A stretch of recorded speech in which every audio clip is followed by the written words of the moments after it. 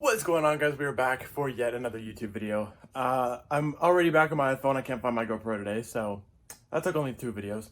Anyways, we are going to be putting a downpipe on the Type R today. So it's already not going good. I'm checking everything out, and I think I might actually have to go buy an O2 sensor socket for this one. However, that's not too big of a deal.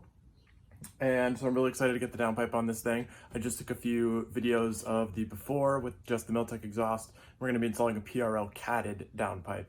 And we're gonna have to check this thing out and see how it sounds afterwards. So I'm gonna attempt to work on the O2 sensor so that I know if I have to go to the store or not. And if I do, then I'm just gonna run to the store and we'll get working on everything.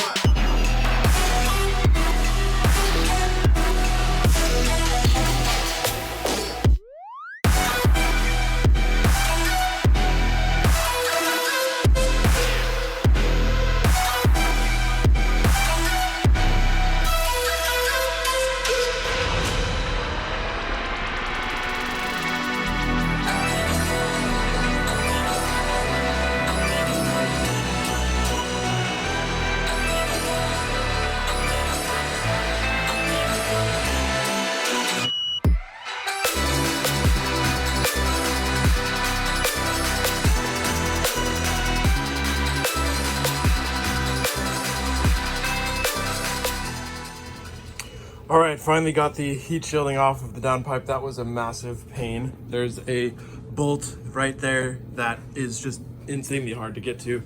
It's down here. You can kind of see the tab right there on the downpipe. So what I had to do was get my arm in here and kind of go by this heat shield and then flip it up. And I put a 12mm ratcheting wrench on it. Started cranking. It took me like probably 10 minutes to get it off, but it's off. So I'm gonna go ahead and soak all of these guys in some PB Blast and let it chill out for a minute, and hopefully this thing will come off nice and easy. All right, guys, here comes the scary part. Breaking the 2 studs. The studs are the scary part because they tend to snap. The 2 bolts aren't as bad because they tend to stay together, so it's not as big of a deal. I actually went ahead and left my downpipe connected at the bottom just to kind of stiffen it up, so hopefully it doesn't move too much and flex, and maybe it'll have some effect on the studs. I don't know. But the PB Blast has been in there for like 10 minutes, so let's go ahead and give it a shot, and if it starts to bind up, I will spray some more PB Blast, retighten it, and hope that we can get it off. All right, guys, I am ecstatic. The bolts all came off. The bolts and nuts came off super easy, so the downpipe is free. It's still connected at the bottom, so I'm gonna have to undo that and from the bracket as well, but I'm super ecstatic. I was able to get all 4 of them off with no problem. This one made a little crack sound, so I was getting nervous about it, but it came off, and this one just came off super easy. I was able to spin it completely by hand, and of course both bolts had no problem. So I'm super excited that this car is completely intact for the studs, because on my SI I actually ended up breaking one, so I was pretty disappointed about that. And the other thing I noticed was that the SI was actually opposite. It was bolt here, nut here, and stud here, stud there, if I remember right, because I think I broke the bottom stud down there. So that's interesting that they're opposite. I know this is a different turbo and it's a little bigger, but I just find that interesting. So anyways, I'm gonna go ahead and put the car in the air, remove the metal under tray. I'm not gonna bother with taking off the whole plastic under tray. I don't think I need it on this car, especially since this is free. And I believe there's enough space here to just pull the downpipe straight out. So it should be pretty easy. I'm gonna jack up the car, like I said, take off the bottom shield, undo the bottom area down there. This downpipe should be free, and we're gonna get the new one in. All right, guys, check it out. Finally got the stock downpipe out. Wasn't too bad. I just disconnected the brackets from the oil pan down there, and then it lifted right out of the front pipe pretty easily. But check out how absolutely massive this cat is. This is the PRL downpipe. I picked it up secondhand with a high flow cat in it, but check out how massive the stock cat is. Like, not only is it denser, I mean, I don't know if you can see in there at all. Let me grab a flashlight. Let's see. Where's my phone at? Here it is. So if you check out in here, look how dense all of the cells are. Like it's absolutely just insane. And then if you look inside this one, you can see how much more throughput there is in this guy. Let's see if we can snag it from here as well.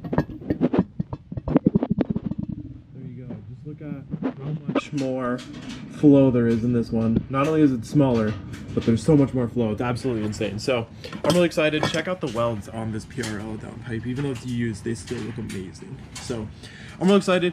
I'm gonna go ahead and swap the O2 sensor from this guy onto this one, and then that heat shield over onto here, and we'll be putting the PRL downpipe in now. All right, everyone, part 42 billion of Noah sucks at filming. Anyways, as you can see, PRL downpipe is in. The heat shield was a massive pain in the butt to fit. It just didn't want to go in, so I ended up bending the crap out of it to make it fit. But hey, it fits, so it's on there. It'll be good because we need to keep some of that hot air not towards the radiator. So that's extra nice that it's fitting all nice and good. So now that we're here, I'm gonna go ahead and bolt up the bolts on the top of the downpipe here, and then as you can see from going off, it's a little dirty right on this, so I'm actually gonna clean that as well, make it nice and fancy, and we will be well on our way to having a much louder Type R. All right, guys, the downpipe is officially installed. You probably can't see it at all because of all the nice heat shielding. You know, it looks super factory, but it is installed and I am ecstatic. It actually went pretty quick. It is now 1:10, which means I did the downpipe install in a little over 3 hours by myself. Just need to put this finish panel on and put the under tray back on after I clean it, and it's pretty much going to be done. So I'd say about 3.5 hours. I've never done this before. I did it on my SI, but not this. So I'd say 3.5, 4 hours if you're by yourself in the garage. Pretty simple install, to be quite honest with you.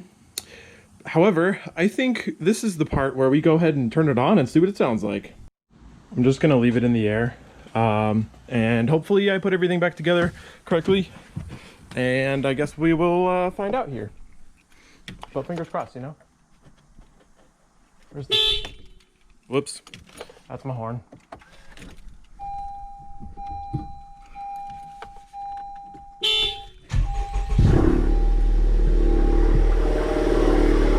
Oh yeah, that's louder.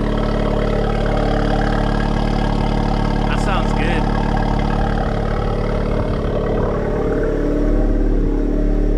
It has like the exact same tone as before, just louder. I love it. No exhaust leaks or anything. Can't wait to see what it sounds like when driving.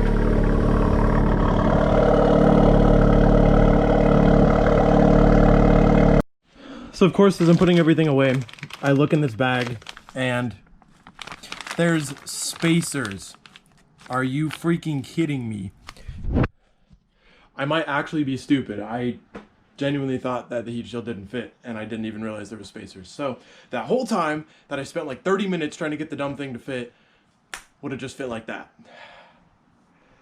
Oh well, I guess you live and you learn. So anyways, car's back on the ground. I actually detailed a few of the things in the engine bay, so it kind of looks somewhat clean now.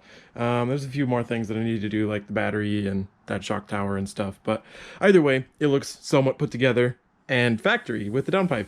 And the car's on the ground, so I'm going to put away the rest of the tools, and then I'm going to take it for a drive.